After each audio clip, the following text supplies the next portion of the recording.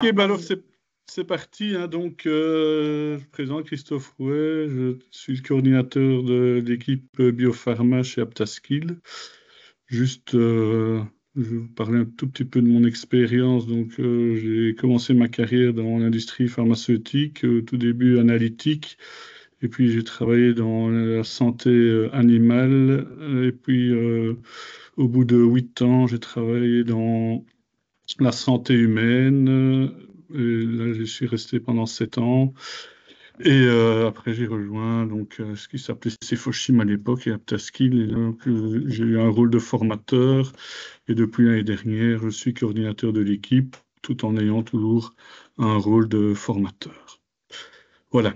Et donc, on va parler des métiers en production pharmaceutique. On va se rattacher aussi, quand je parlais des métiers, à notre catalogue, on va dire, et je vais mettre l'accent sur un certain nombre de points qui sont les requis liés aux normes GMP. Je vais simplement commencer par un contexte, contextualiser la chose. Simplement, dans l'industrie pharmaceutique, elle est réglementée. Pour certains, c'est fortement réglementé, mais comme dans d'autres secteurs, il y a des réglementations, bien sûr.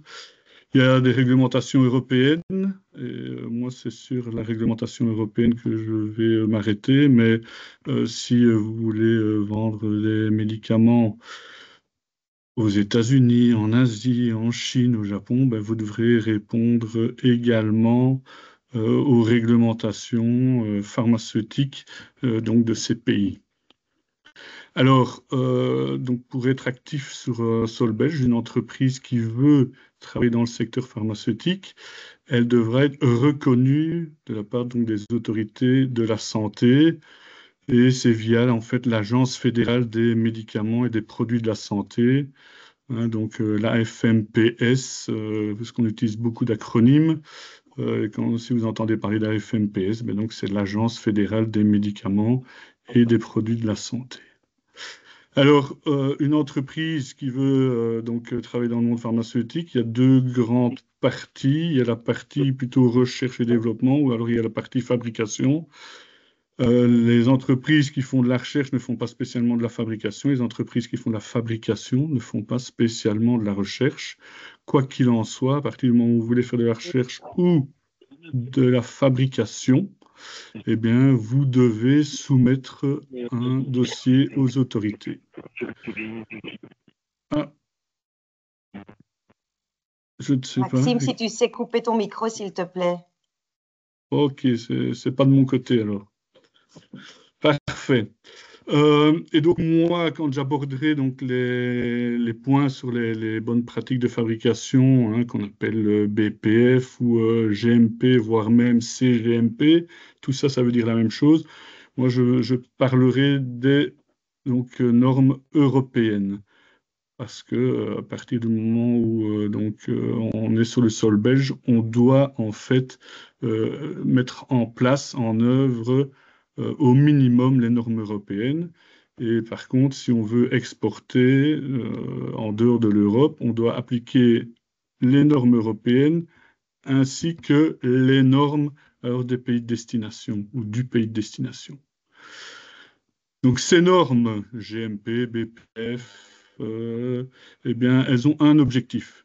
L'objectif, c'est quoi? C'est de garantir une qualité d'un produit avec une idée, c'est de protéger le patient. Donc ces normes, elles ont évolué au cours du temps, et souvent, ben, qu'est-ce qui fait évoluer les normes? C'est quand il y a des incidents.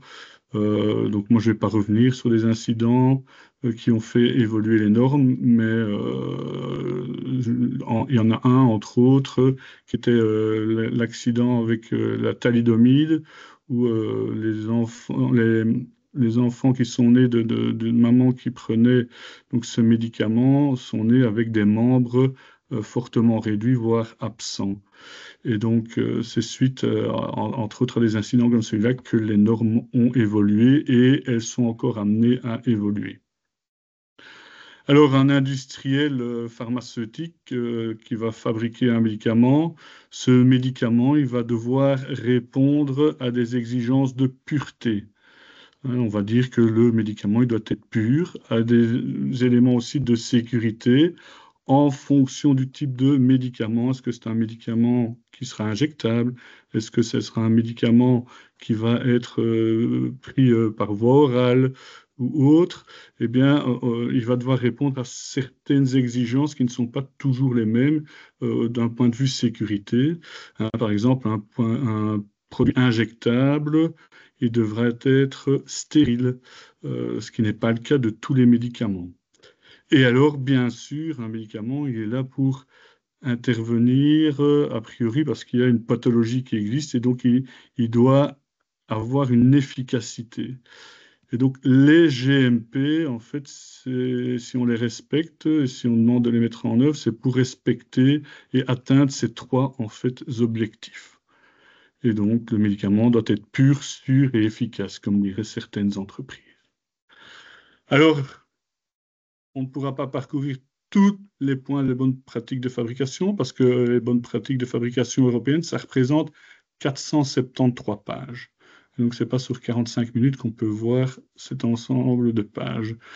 Maintenant, ce qu'il faut savoir, donc, bien sûr, c'est un cadre légal.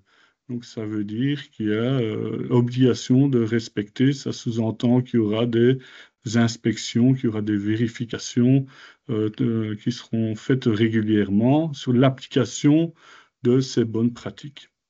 Alors, pour que vous ayez une petite idée, ces bonnes pratiques, en fait, sont découpées en 4 parties. Il y en a une, c'est médicaments à usage humain, qui est la partie 1. Il y a la partie 2, qui est orientée vers les substances actives. Il y a des entreprises qui, en fait, fabriquent une partie d'un médicament. Parce qu'un médicament, c'est un principe actif, donc une substance active ou des substances actives, ainsi que des excipients. Et donc, il y a des entreprises, pour citer des noms qu'on rencontre en région wallonne, qui sont Cenexi, Polypeptide, ce sont des entreprises qui vont simplement fabriquer, elles, des substances actives, ou ce qu'on appelle également API. Et donc, ce sont des constituants d'un médicament, mais quand on dit ici principe actif, c'est lui qui aura un effet thérapeutique. Après, il y a encore une autre partie qui est plutôt liée à des documents sur les bonnes pratiques de fabrication, les approches d'amélioration continue. Ça, c'est la partie 3. La partie 4, elle comprend en fait les bonnes pratiques liées aux dernières technologies, ou en tout cas technologies plus récentes, qui sont ce qu'on appelle les médicaments de thérapie innovante, ou les ATMP. Et donc là, ce sont des entreprises qui commencent tout doucement à sortir des phases cliniques qui sont le préalable à la fabrication d'un traitement à grande échelle. Donc ça, c'est quelque chose qui est assez récent et a priori qui comporte, si on regarde, le plus de pages, puisqu'on est à 96 pages. C'est 96 pages qui constituent les grandes lignes en fait, des bonnes pratiques de fabrication pour ces médicaments-là. À côté de ça, il y a des parties, il y a des annexes. Il y a 21 annexes, qu'on appelle aussi parfois lignes directrices. Et là, ça représente la grosse part, en fait, donc des bonnes pratiques de fabrication, mais là, elles sont beaucoup plus spécifiques parce que, comment je veux dire, les GMP se sont construites au fur et à mesure des contraintes liées à des problématiques qu'on avait rencontrées sur des produits. Dans ces 21 annexes, il y a l'annexe 1 qui parle donc de la fabrication des médicaments stériles, qui représente en termes d'annexes le plus grand nombre de pages, puisqu'on est à 79 pages. Et donc c'est le référentiel que nous utilisons, nous, avec nos apprenants. C'est le plus complet, c'est celui qui est appliqué dans les entreprises qui sont, par exemple, Takeda, GSK, UCB, Cenexi également. Et donc, c'est là qu'on aura le plus haut niveau d'exigence dans l'industrie pharmaceutique. Alors maintenant, je vous propose de passer au travers d'un petit film qui va retracer un peu les différentes étapes de la production d'un médicament, mais qui va être biosourcé. C'est pour ça qu'on parle de donc, bioproduction pharmaceutique. Il y a deux voies en fait pour fabriquer une molécule thérapeutique. Il y a la voie biologique, d'où bioproduction, où il y a la voie qui existait depuis plus longtemps, qui est la voie par synthèse chimique. Donc ici, nous, on va voir un peu les différentes étapes d'une bioproduction.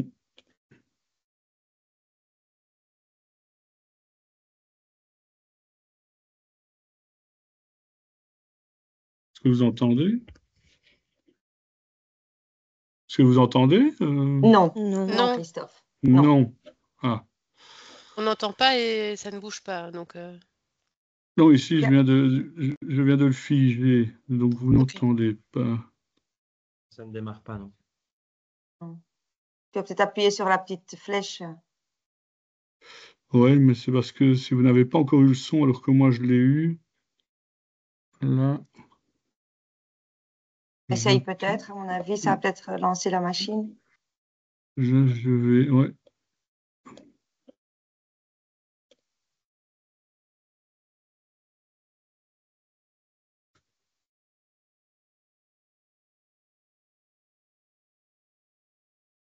Est-ce que ça vit chez vous ou pas? Non, Non. Alors, on va s'y prendre autrement. Tac, tac. Je vais partager.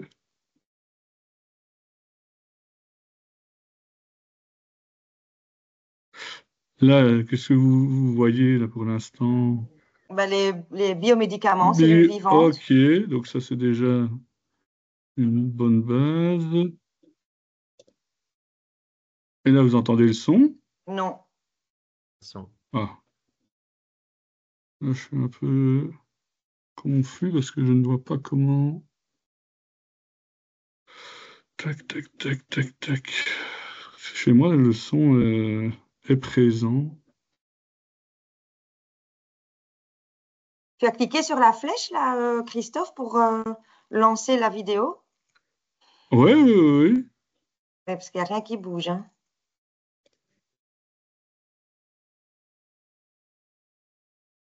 Ah, voilà. OK, Ça oui. bouge. Les cellules Tu- tu- vivantes, oui, oui, oui.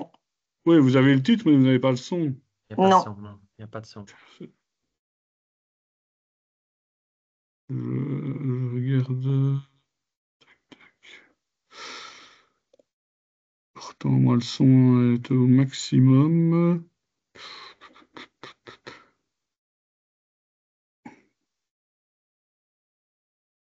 Bah, tu peux peut-être nous expliquer alors les slides Oui. Hein. Ouais, enfin, en avance. c'est la vidéo. Euh, c'est dommage, mais enfin, tout ce qui est dit, en fait, apparaît en dessous de l'écran. Est-ce que ça, vous le voyez ou pas? Oui, oui, ça, on le voit. Les étapes de la bioproduction pharma, oui. Oui. Ah ben, j'ai l'impression qu'il y a un petit décalage entre vous et moi. Écoutez, je la lance, donc tout ce qui est énoncé oralement apparaît dans le bas. Donc j'espère que...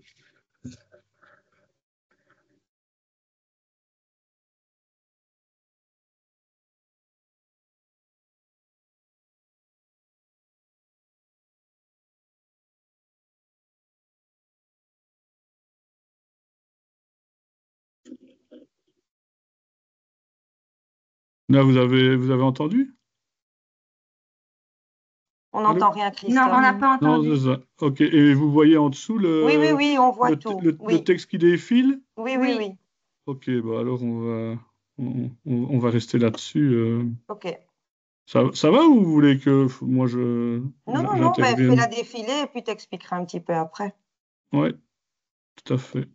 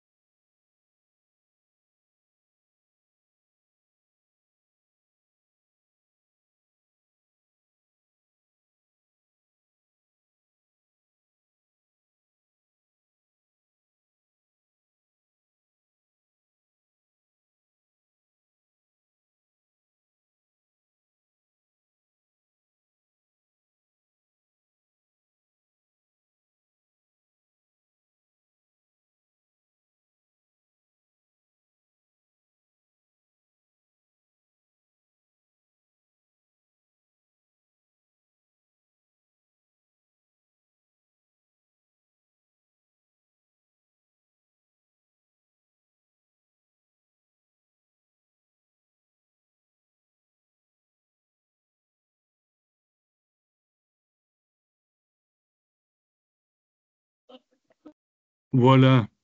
Merci. Euh, Tu dois remettre tes slides. Hein.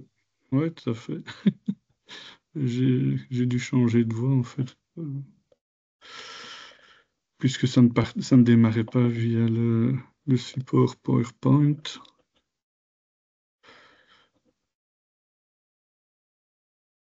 Voilà, donc ce que je vais faire, puisque c'est un tout petit peu, ça n'a pas été comme je voulais, simplement, ben voilà, on peut revoir ici en résumé. Donc, quand on veut faire un biomédicament, on va devoir passer par différentes étapes.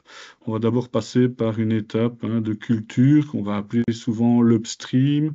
Les industriels, comme j'ai dit tout à l'heure, aiment bien les acronymes, donc on va parler d'USP. Une fois que bon ben on a utilisé en fait des cellules à l'intérieur des fermenteurs, qu'ils soient rigides ou souples, ça n'a pas d'espèce d'importance.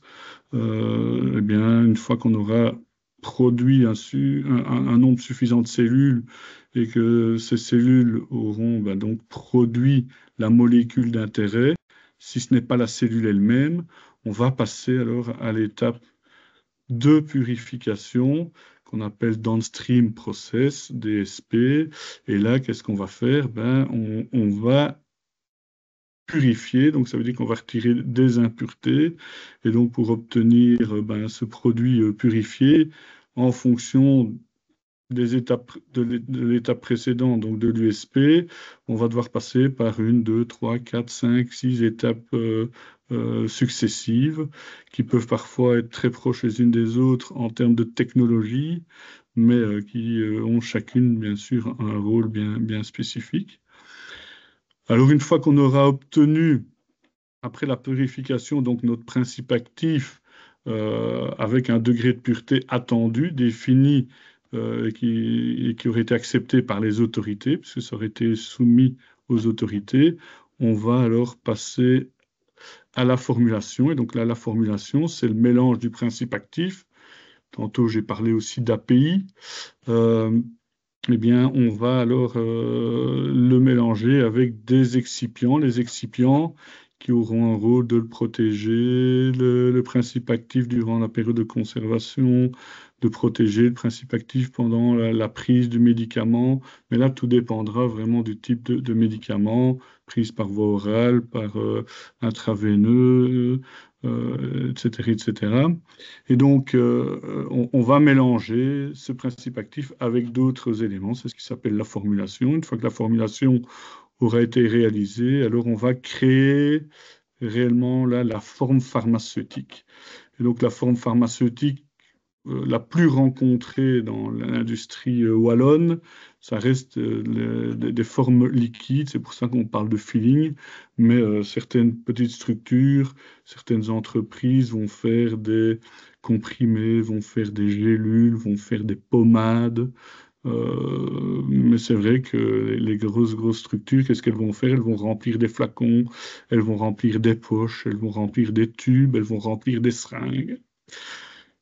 Pour certains produits, on va passer par une étape complémentaire et en général, c'est quand on les a mis dans des flacons, on va faire la lyophilisation, qui est une technique de stabilisation du produit par extraction d'eau.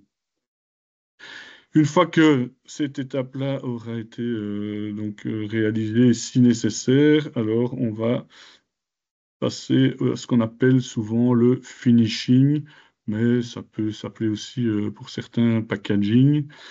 Ce qui est clair, c'est qu'on va devoir réaliser pour une grosse partie des produits, et certainement pour les produits injectables, passer d'office par une inspection visuelle.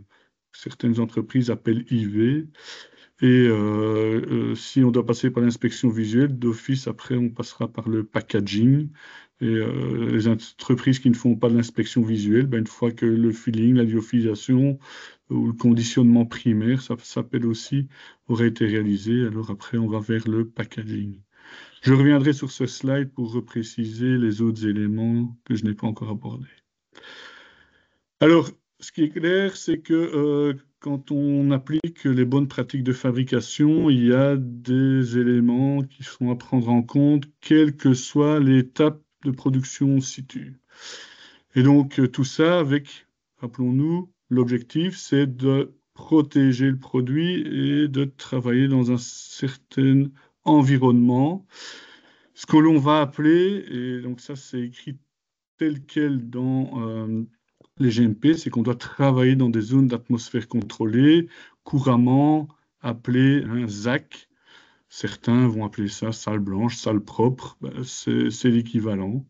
À côté de ça, donc ici on voit, on a vu, et tout ce qu'on a vu dans la vidéo, quand on voit les espaces de travail, ben, ce sont des zones d'atmosphère contrôlée. Donc ça veut dire, son intitulé quand même donne déjà une petite information, on va contrôler l'atmosphère.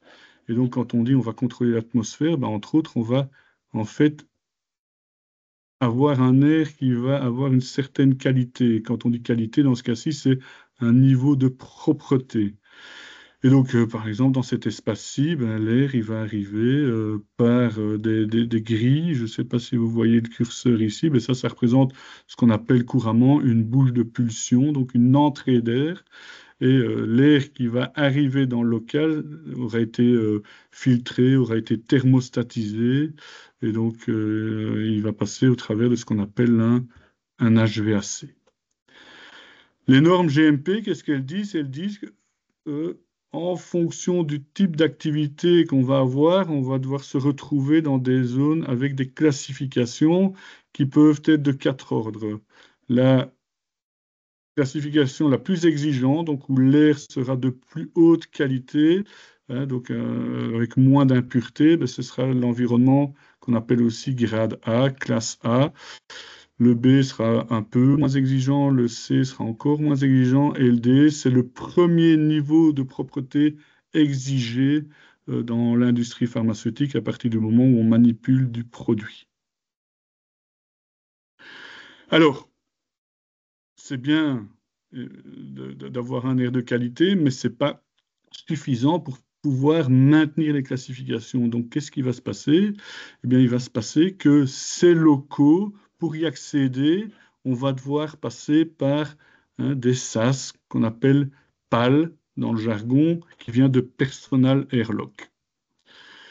Dans ces espaces-là, qu'est-ce qui va se passer? Le personnel va s'habiller. Au préalable, un point important, si on parle de pureté, c'est limiter en fait l'entrée de contamination, c'est que le personnel ait un haut niveau d'hygiène. Et donc ça, l'hygiène, ça commence où? Ça commence chez soi. Mais ce n'est pas suffisant, et donc quand on va vouloir rentrer dans un espace de travail, le premier espace de travail, c'est plutôt un grade D, et ici, ce qu'on voit, ça peut être en fait une classification grade D. Le personnel, vous voyez, il n'a pas un habit de travail qui est l'habit de ville, non. Clairement, il y a un habit adéquat. Et donc cet habit adéquat, il peut évoluer et il va même évoluer en fonction de la classification dans laquelle on va travailler. Pour pouvoir faire cet habillage, on doit passer par, et ça c'est la norme GMP qui l'impose, par ce qu'on appelle Personal Airlock. Et on va même plus loin dans la dernière révision donc, de l'annexe 1 des GMP européennes, c'est que le personnel, vous voyez, une Charlotte, alors ici ils ont un masque, ça c'est pas encore obligatoire partout, mais ils ont une tenue couvrante, et alors ils ont bien sûr des chaussures de sécurité. On voit qu'ils ont des gants. Les gants, ce n'est pas spécialement obligatoire dans le grade D. Par contre, il y a quelque chose qu'on ne voit pas, sont les chaussettes. Les chaussettes, au jour d'aujourd'hui, les normes GMP imposent que les entreprises fournissent les chaussettes. Ce qu'il faut savoir, et on ne le voit pas là, c'est que en dessous de cette tenue, le personnel aura dû enfiler une sous-tenue fournie également par les industriels, imposée par les GMP. Et en fait, en dessous de cette sous-tenue, le personnel devra se retrouver en sous-vêtements. Et donc tout ça, ça se fera alors donc dans les Personal Airlock. Pour pouvoir travailler, on a besoin de personnel, on a besoin d'autres choses, on a besoin bien sûr de matériel. Le matériel, il a été transbahuté, il vient de l'Asie, il vient des États-Unis, il vient de partout à travers le monde, il aura circulé. Et donc, en circulant, il est exposé à des contaminants. Et rappelons-nous, on a dit que notre produit devait avoir un certain niveau de pureté. On a des classifications. Et donc, si on parle de classification, ça veut dire qu'on a des niveaux de propreté. On a travaillé sur le personnel, il faudra qu'on fasse attention également au matériel qui va rentrer dans ces zones. Et le matériel, lui, va suivre une voie parallèle. Il va pas rentrer avec le personnel par les personnels airlock, il va passer par les mâles qu'on appelle aussi matériel airlock. On va avoir donc différents niveaux de propreté. On a des classifications, comme je vous ai dit tout à l'heure, la A, B, C, D. Eh bien, en fonction de la classification, on va devoir aussi faire des traitements spécifiques au matériel. Et on va parler de nettoyage, on va parler de désinfection, on va parler de, pourquoi pas, stérilisation. Et donc, quand on parle de stérilisation, on cherche à ce que le produit ne contienne plus de particules vivantes, sauf si, bien sûr, mon produit est vivant. Mais tous les contaminants externes devront avoir été détruits. Quand on parle de désinfection, on cible également tout ce qui est vivant, mais on ne cherche pas à atteindre la stérilité. On est dans un niveau avec d'exigence plus faible. Je vous disais, on parlait de nettoyer, on nettoie le matériel qui vient de l'extérieur, mais bien sûr, on va être amené à nettoyer les locaux, le matériel qui serait réutilisable, et tout ça, c'est nécessaire parce qu'on a un niveau de qualité, de classification à respecter, et que toute activité génère des contaminants, apporte des contaminants. Mais également, on va devoir faire un nettoyage parce que on a une notion que je n'ai pas écrite ici, qui est éviter la contamination d'un produit par un autre, ce qu'on appelle la contamination croisée. C'est aussi un point très important des GMP. Alors pour pouvoir faire tout ça et que chaque jour on fasse les choses de la même manière, on va devoir avoir à disposition des SOP ou des procédures ou des standards operating procedures. Donc ce que je viens de citer, c'est la même chose, ça dépendra du jargon d'une entreprise à l'autre. Alors, c'est pas tout d'avoir un mode d'emploi. Quand on est dans le monde pharmaceutique, on veut s'assurer que ce qui était prévu qu'on fasse dans le mode opératoire, soit bien réalisé et qu'on puisse démontrer que ça a été fait. Donc, il y aura la nécessité d'avoir ce qu'on appelle des batch records, donc qui seront des supports d'enregistrement des activités. Et donc, ça, c'est une grosse part du travail en production, c'est de mettre en pratique, parce qu'une fois qu'on est rentré, il ne faut pas croire que les contraintes n'existent plus. Là, il y avait les contraintes d'habillage. Après, on a les contraintes de s'assurer que d'une fois à l'autre, on va faire exactement la même chose via les procédures. Et chaque fabrication devra être enregistrée dans des documents. Pour une bonne part, actuellement, sont encore sous format papier, mais qui évoluent fortement maintenant vers des batch records électroniques. À partir du moment où on parle de remplissage de la documentation, des batch records sous format papier, il y a des règles d'écriture qui seront également à mettre en place, qui sont très importantes. On écrit ce qu'on fait, on est toujours obligé de signer ce qu'on a fait. Donc c'est un engagement, mais c'est un engagement légal. C'est une obligation de par les GMP, mais c'est légal. Donc ça veut dire que la personne qui remplit un document et en fait qu'il le remplit sans avoir réalisé les choses, si on s'en rend compte, ça pourrait amener donc la personne à être confrontée à des problèmes légaux et donc se retrouver, pourquoi pas, face à un tribunal.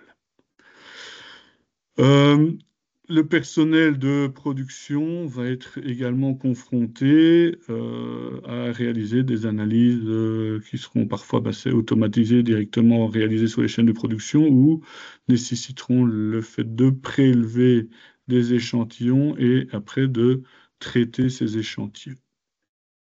Bien sûr, si on fait des analyses, eh bien, on devra appliquer des procédures pour l'utilisation des équipements et on devra également avoir un support, ça ne s'appelle pas toujours batch record, mais un support dans lequel on devra annoter selon les bonnes pratiques de documentation les résultats. Et donc, par exemple, une bonne pratique de documentation, c'est si je fais une erreur, quand j'écris quelque chose, c'est de ne jamais effacer, c'est que ça reste toujours lisible et que je puisse expliquer pourquoi est-ce que je me suis trompé. Et donc, ça, c'est ce qu'on appelle les bonnes pratiques documentaires. Sans aller dans le détail, on n'a pas le temps maintenant. Donc ça, c'est un ensemble donc d'éléments qui sont à mettre en place quand on veut faire des activités de production, quelles qu'elles soient. Maintenant, je vais revenir un petit peu sur les différentes étapes de production. Donc, ici, on se retrouve dans un environnement classifié. On voit que la personne a un habit de travail spécifique. Et donc, lui, il s'occupe de faire les premières étapes de bioproduction qui peuvent être des étapes successives simplement avec une évolution de volume. Dans ce cas-ci, on parle de bioréacteurs qui auront une petite taille, comme celui qu'on voit ici, le R2320. Au fur et à mesure du temps, on va faire des transferts et on va arriver peut-être dans une grosse cuve comme celle-ci qui représente peut-être ici le dernier réservoir. Et donc là, qu'est-ce qu'on va faire? On va faire de la culture. Pour faire de la culture, on aura besoin d'un support qu'on appelle un milieu de culture ou des milieux de culture. Ça dépendra. Parfois, quand je change de réacteur, je vais devoir changer de milieu de culture. Quand on fait de la culture sans aller dans le détail, on parle parfois en aérobie ou en anaérobie, donc présence d'air quand on est en aérobie, et en anaérobie, absence d'air. On va devoir, dans un certain nombre de situations, également être très vigilant. Pourquoi? Parce que, en fait, ce qu'on a dans nos installations, même si ici, ça paraît d'être une installation qui est très fermée, on n'est jamais, comment je veux dire, protégé à 100%. Et donc, dans certains cas, on va devoir avoir des protections autres que celles qu'on voit ici, des protections encore supplémentaires qui sont liées au fait que on est à même de manipuler dans un certain nombre d'installations USP des éléments qu'on appelle biohazards, donc qui seront des cellules soit génétiquement modifiées, soit simplement entre guillemets pathogènes. Donc ça veut dire que si elles se retrouvent dans l'espace de travail, si elles sortent des installations, elles pourraient entraîner des maladies. Et donc dans ces cas-là, on doit respecter des règles encore complémentaires, supplémentaires aux règles GMP. Quels sont les métiers qu'on peut associer donc à cette étape-là? En tout cas, chez Aptaskill, on parle d'opérateurs et on parle de techniciens USP, ou alors on parle de techniciens en culture cellulaire. L'étape suivante, c'est, comme je disais tout à l'heure, la purification, et donc là, ce qu'on appelle le downstream process, DSP. Là, qu'est-ce qu'on va rencontrer? Là, on va rencontrer des installations qui vont permettre d'éliminer au fur et à mesure des étapes, des steps, des impuretés. Éliminer toutes les impuretés en une seule étape, c'est quasiment impossible. Et donc, dans ces étapes-là, qu'est-ce qu'on va rencontrer? On va rencontrer des installations de chromatographie, donc séparation chromatographique, ou alors l'autre grande technologie qu'on va rencontrer, c'est la séparation par filtration. Chaque étape, j'en ai pas reparlé, mais que ce soit en USP, en DSP, nécessitera de faire un suivi de l'évolution du procédé et donc nécessitera de réaliser des contrôles en ligne qui seront des mesures de conductivité, qui seront des mesures de pH, des mesures de densité. Là, il existe différents contrôles en ligne qui peuvent avoir lieu, soit directement avec des capteurs intégrés dans l'installation, soit via des prélèvements qui ont été réalisés. Ici, on peut observer du personnel. Vous voyez, il y a toujours un habillage. Bon, il y a deux types d'habillage. Certainement qu'ici, ceux qui sont en blanc, ce sont des visiteurs. Et le personnel qui a une tenue bleue sera certainement une personne comment je veux dire, qui fait partie de l'équipe de production. Mais vous voyez, les tenues sont des tenues couvrantes. Et ici, on les voit systématiquement avec des gants. Alors, quels sont les métiers qu'on rencontre? De nouveau, c'est opérateur, voire technicien, et donc ici, donc plutôt orientés et qui ont été familiarisés alors avec des techniques de chromatographie, de filtration.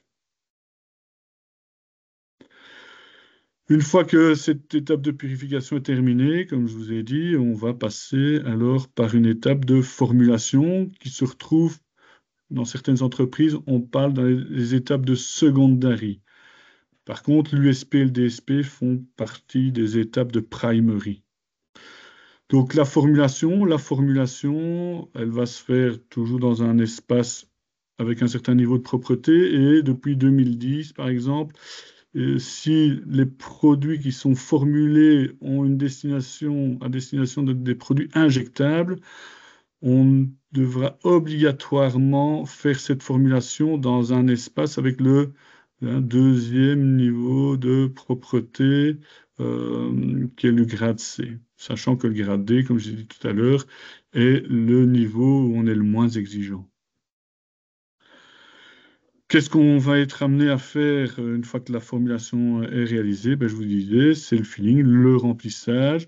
Ici, on se retrouve face à ce qu'on va appeler un isolateur. Et donc, les personnes qui vont faire des manipulations vont devoir utiliser, si vous voyez donc ma flèche, vont devoir passer pardon, par des gants pour pouvoir rentrer dans l'espace de travail qui se retrouve derrière ces vitres-là. Et dans ce cas-ci, ici, on est face à un isolateur avec le niveau donc le plus exigeant en termes de propreté, qui est le grade A. Et donc, dans cet espace de travail-là, aucun micro-organisme ne peut circuler. Ça va. Pour pouvoir y arriver, les GMP vous imposent, si vous travaillez avec un grade A, d'avoir également, à l'intérieur, vous avez bien sûr un gaz qui circule, majoritairement c'est de l'air. Eh bien, ce gaz va devoir circuler de façon unidirectionnelle. Et ça, c'est une imposition des GMP. À partir du moment où vous avez un grade A, l'air doit circuler de manière générale, c'est du haut vers le bas. Parfois, c'est, on va dire, de gauche à droite ou de face à vous vers vous. Et donc, on va avoir toute une infrastructure qui permette de se retrouver dans ces conditions imposées par les GMP, je me répète. Donc, dans ce genre d'installation, qu'est-ce qu'on va retrouver? On va retrouver des opérateurs, voire des techniciens, et donc des opérateurs ou des techniciens qui sont qualifiés pour des opérations aseptiques. Et donc, chez nous, c'est l'opérateur aseptique, en l'occurrence. Voilà, donc ça, ce sont les grandes étapes, en tout cas, qu'on retrouve dans les zones d'atmosphère contrôlée. Et je reviendrai après sur le schéma que je vous ai montré après la vidéo. D'autres métiers qu'on va rencontrer dans ces infrastructures, c'est les opérateurs qui sont spécialisés en logistique en salle blanche. Ce seront des coordinateurs en qualification validation. Ce seront bien sûr, techniciens de laboratoire en chimie analytique, mais qui, eux, en général, ne sont pas rattachés à la production, mais ce seront des personnes qui vont se retrouver dans un autre département qui est imposé par les bonnes pratiques de fabrication, qui sera le contrôle qualité, le QC. Les gens qui auront fait une spécialisation en chromatographie vont aussi se retrouver au QC. Nous, ce qu'on propose également dans nos formations, c'est un parcours qui se fait à distance sur une période relativement courte de 8 jours, qui est une formation qu'on appelle parcours qualité. Et là, on ne voit sur 8 jours que les bonnes pratiques de fabrication, que les bonnes pratiques de laboratoire, que les bonnes pratiques de validation. C'est pour ça qu'on a appelé les GXP. Alors, attention aux dénominations. Une entreprise ou une autre utilise parfois des termes un peu différents. Et donc, là, il faut vraiment bien comprendre ce qu'eux cherchent quand ils appellent un technicien. Pour certaines entreprises, un technicien est quelqu'un qui est un bachelier professionnalisant en poche. Pour d'autres, cette exigence-là n'est pas un requis. Donc là, il faut rester prudent face aux intitulés. Alors, ce qui est clair pour nous, un opérateur, c'est quelqu'un qui va faire de l'opérationnel. Par contre, un technicien, c'est quelqu'un qui se retrouvera sur le terrain, qui va faire de l'opérationnel, mais a priori qui a un niveau de connaissance qui est un peu plus élevé, et donc qui devrait être même capable de résoudre des problèmes, de faire le suivi de nouveautés, qui devrait avoir une plus grande autonomie, et qui est attentif aux risques et qui parfois est même amené à gérer des équipes. Ça va? Bien sûr, un opérateur pourra évoluer, et ça dépendra un peu de l'entreprise, ça dépendra de la team dans laquelle il est. Voilà. Donc, si je reviens sur le processus, donc biopharma en résumé, je vous ai dit que les GMP, ils parlaient de zones d'atmosphère contrôlée avec 4 classifications. Bien, les étapes USP, DSP, formulation et filling doivent se dérouler au minimum dans un grade D.